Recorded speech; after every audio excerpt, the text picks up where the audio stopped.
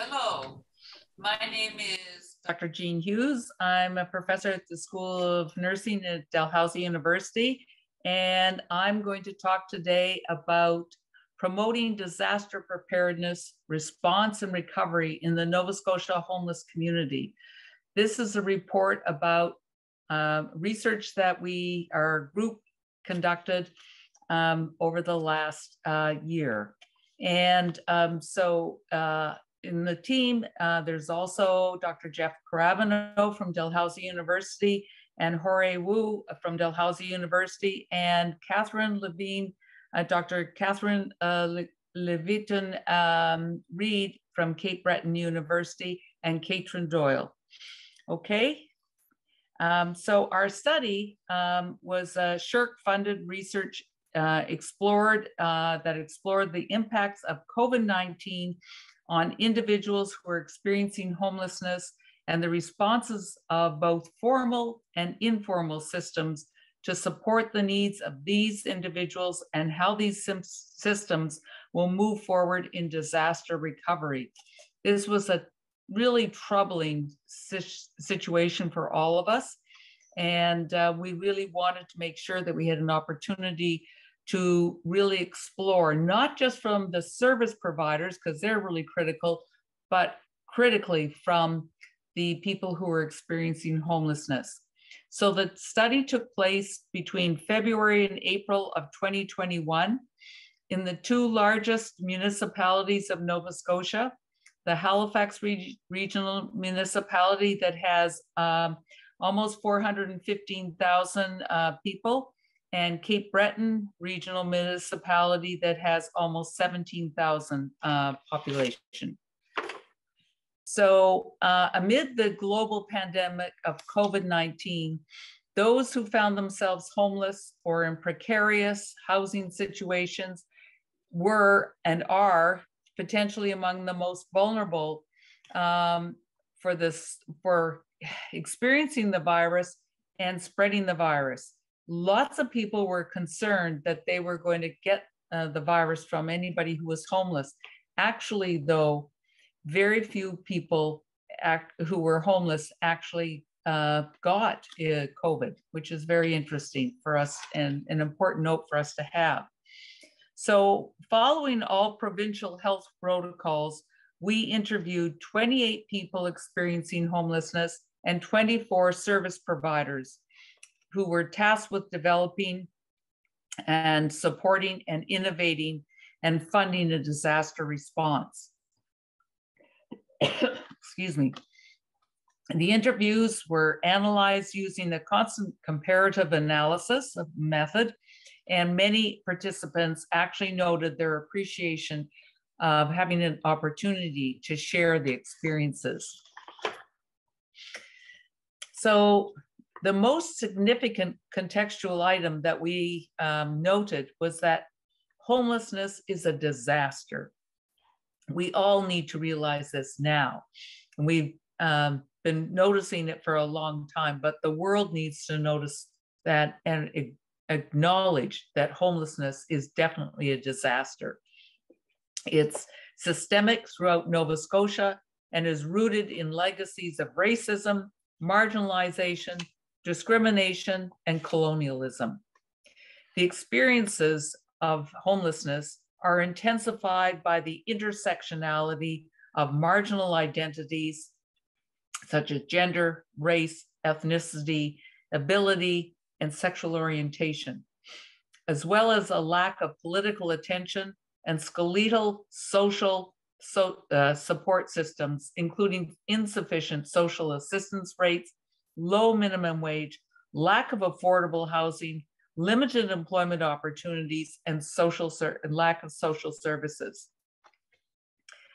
The most one service stakeholder explained that the homeless population faced disproportionate barriers. They said systemic injustices, oppression, discrimination, violence, and certainly a higher burden of illness and disease. Thus, even before COVID-19, homelessness had little attention, very little attention by the community about how to help. But when COVID-19 hit, the world shut down. Individuals were being asked by federal and provincial governments under states of emergencies to stay home and self-isolate to stop the spread of the virus. What do individuals who do, what are they supposed to do when they do not have a home to go to? Nobody seems to be paying attention to that. So the disaster effects, people in survival mode are every minute. That's all that people can do, is be in survival mode. What can I do? Participants voiced that the effects were enormous. Shelters had to reduce the number of beds and services. Drop-ins, health clinics, detox centers, counseling, and soup kitchens had to close. Everything that most people who were homeless tried to access for services and supports, they were done. They were closed. Common hangouts like libraries, where one could use a washroom, get a glass of water, use a computer, meet a social worker, or get some food, they all closed their doors. Those experiencing homelessness felt abandoned, exposed, and isolated. They were left behind as if they were nobody. People experiencing homelessness noted that they were more stressed and anxious and had major effects on their physical and mental health. It was even worse than normal, they said. There was no available housing to get folks off the street, and even outdoor public spaces were off limits for quite a while. So where were they going to sleep?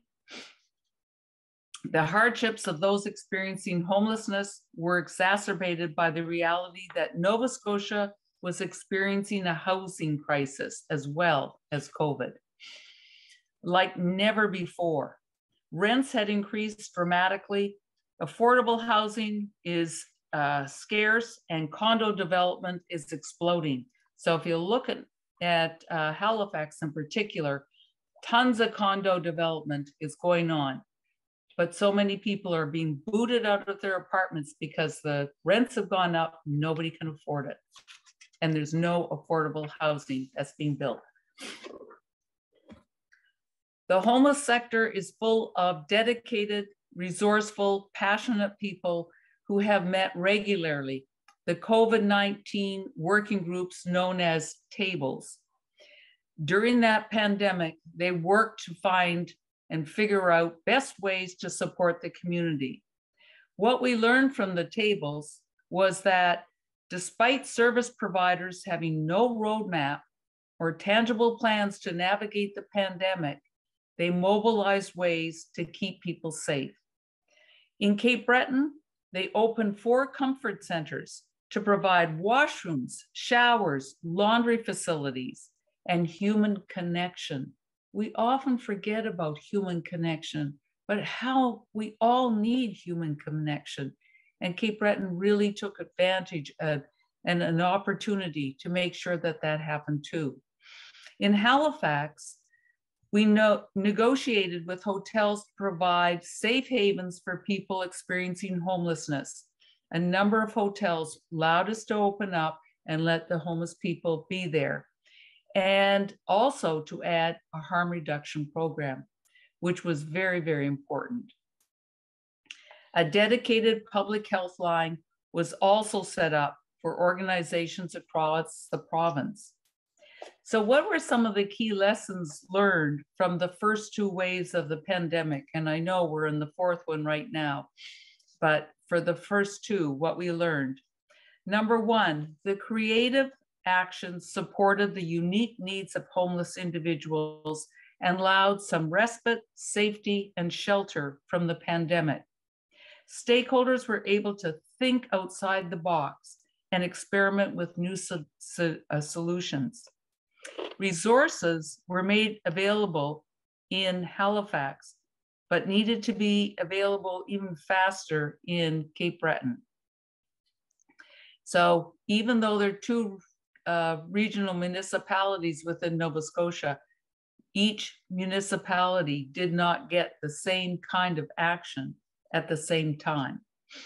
The spread of the virus within the homeless communities was abated by quick actions by service stakeholders and providers to offer individual living spaces.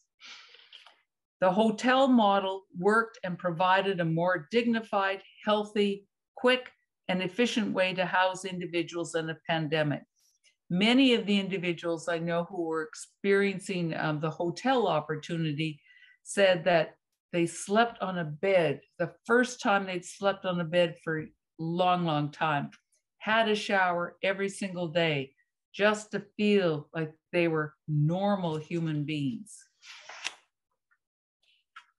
Some other lessons learned: harm reduction services were of critical importance, but unequally available in the two study sites, unfortunately. That's another thing that we need to learn is when we're making something available, it's got to be available throughout the province, not just, we'll do it in one place, but not in the other. It takes a while to make it in the other. Got to be available throughout in a holistic way. Another learning that we had was there appears to be a deeper understanding around the complexity of housing and homelessness, and a recognition of the need to adopt a social determinants of health approach. So it's not just one thing that we do, it's a whole social determinants of health approach that's really, really important for the province to look at. Many participants noted the importance of this research to document what happened in order to build muscle memory. So it's not just what we did in the moment, it's to learn from it and to go forward to the future. A critical learning was the key role of holistic partnerships among multiple diverse stakeholders to address the needs of the pandemic. No one stakeholder can take care of everything. We need everybody to come together and to work together, work collaboratively to address the needs of the homeless population. Some partnerships have been working together for many years, but COVID-19 brought together new partnerships. For example, homelessness, service stakeholders, and public health. First time public health had come on and worked with the populations, the other stakeholders who are working with homeless populations. And yet, when we think about it, public health is just such a critical need that everybody has. We need to be working with them always. So another one was service stakeholders noted that the experiences of those working in the Cape Breton regional municipality are the experience of those working in the CBRM are distinct from those working in Halifax regional municipality, and the resources to support them were very different in each site.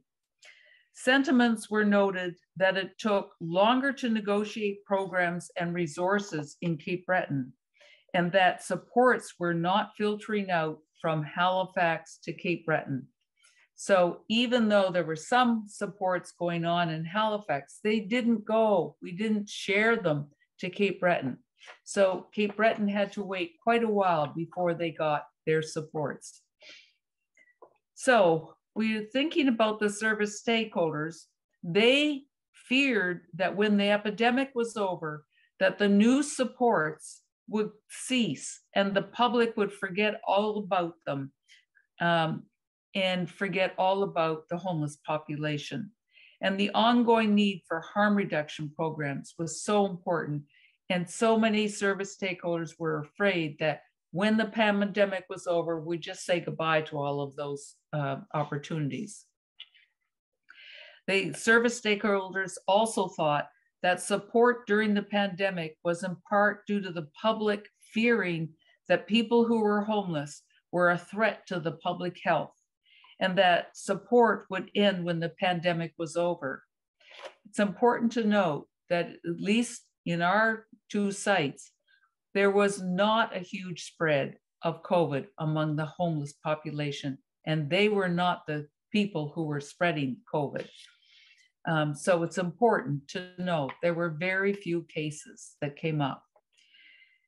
The service stakeholders also believed that it was critical to keep the multi-sector tables going to enhance services and supports. So the multi-sector tables came together during the COVID pandemic, but the service stakeholders thought, oh, they're just saying goodbye to them. But they were such an important table, and holistically, the groups that were involved at the tables were so important. So some of the recommendations from the service stakeholders was one, that shelters are emergency space. What is needed is sustained long-term building of non-market housing and a complete overhaul of shelter, of the shelter model.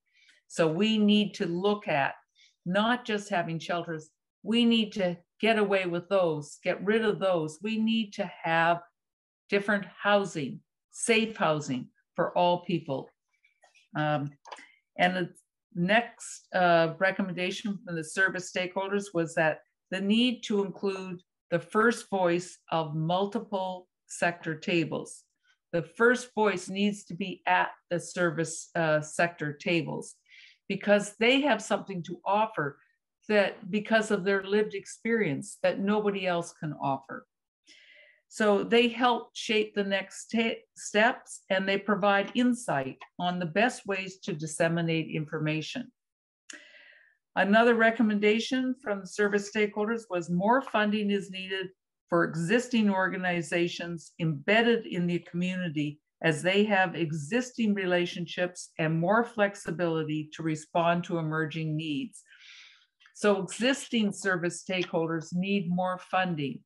I know they spend a lot of time raising money, and governments give some of them some money, but they need some ongoing support because they're the ones who built trust with the people who are homeless, and they understand best about what is needed to continue and to make things much better. Also, we need more connection to emergency response groups to develop comprehensive disaster plans for the future. The pandemic isn't over, we all know that. Hopefully it will be over, but we need to look at not just planning for future disasters, we need to plan going forward how to take much different, more healthy, strengths-based approaches to working with people who are homeless and get rid of the homeless sector. We need people to have safe housing and permanent safe housing. Other recommendations from the service sector, phone lines need to be established to provide both supports to those living in precarious circumstances, such as child protection or domestic violence, but also they need the phone lines to also be to respond to child protection and domestic violence, whatever the situation is. So not just working and supporting the people who are actually going through the disaster, but also to prevent ongoing child protection or to assist child protection and domestic violence services. Another recommendation was the tables need to continue their partnerships, but shift from emergency response to long-term collaborative holistic solutions for homeless people, and advocacy for affordable housing, supportive housing, and universal basic income. Universal basic income, everybody needs it. Everybody needs it. And our provinces and our country really need to support that. Another recommendation, while the CERB benefit was a quick response developed by the federal government, it was only available to those with minimum employment income from the previous year. So COVID highlights the critical need for universal broad-based social support programs, and universal basic income. A viable solution for the systemic nature of homelessness. Such programs require different levels of government to collaborate, ensuring that those designated to receive benefits are not cut off. The different levels of government need to work together. So when one level is offering some kind of support, the other levels don't cut the other person off. So if people, all levels of government need to work together to ensure that whoever needs access to the whatever the support is, they get it.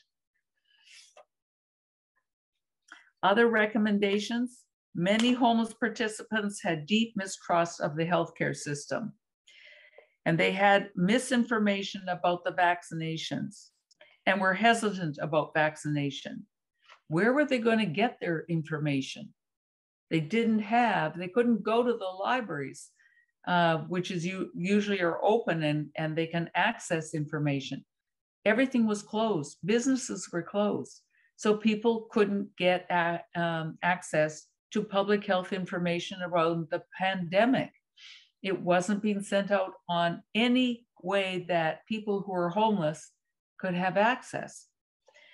Those experiencing homelessness need to receive clear information from those they trust. In Nova Scotia, we would say the Mobile Outreach Street Health Program. They provide ongoing information that's very trustworthy, and people who are homeless find that they will trust them. They will also trust people, say, who staff the harm reduction programs. They're not going to trust just anybody. So most of the people who were homeless were fearing getting a vaccine. Transmitting the vital public information from health services and governments needs to be clear and keep the lives of those most in need and marginalized at the forefront. When our provincial premier at the time said, "Stay the blazes home," he thought that was a great thing to say, but it caused harm and increased mistrust among those experiencing homelessness, because obviously our premier doesn't know and doesn't care about us if we're homeless. COVID dramatically reduced access to phone and internet for those experiencing homelessness. As I said, due to the library closures, business closures, there is a critical need to make Wi-Fi publicly available in publicly available places. We really need to think about how do we make it available to somebody who is homeless. The last recommendation was that staff and volunteers working in NGOs supporting those experiencing homelessness need to be considered essential workers to ensure that they receive the same essentials as those working in healthcare and long-term care.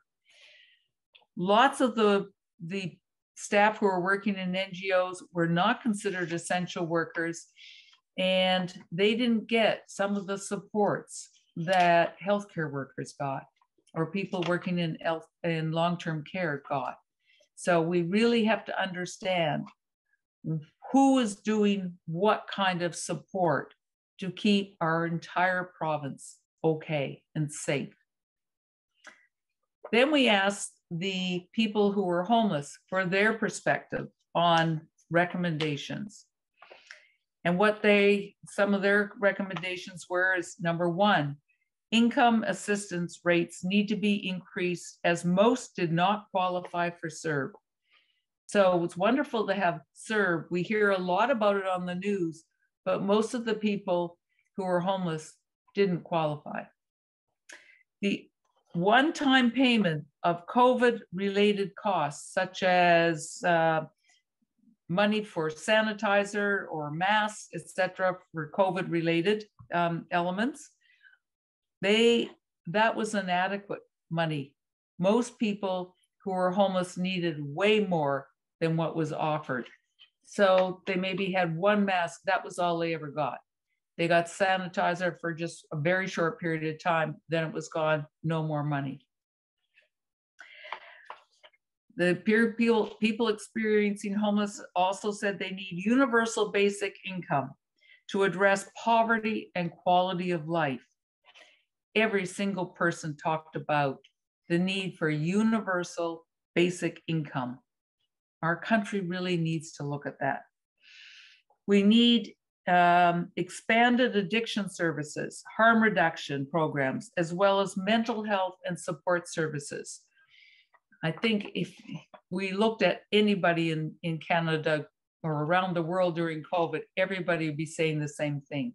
We definitely need more mental health and support services, and definitely need addiction services and harm reduction services because their need went way up during COVID, has gone up during COVID and continues to be.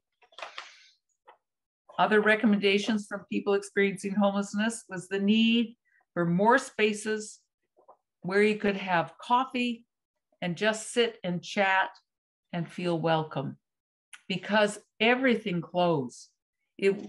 Even places that, or services that were giving out something like giving out food, you couldn't sit there.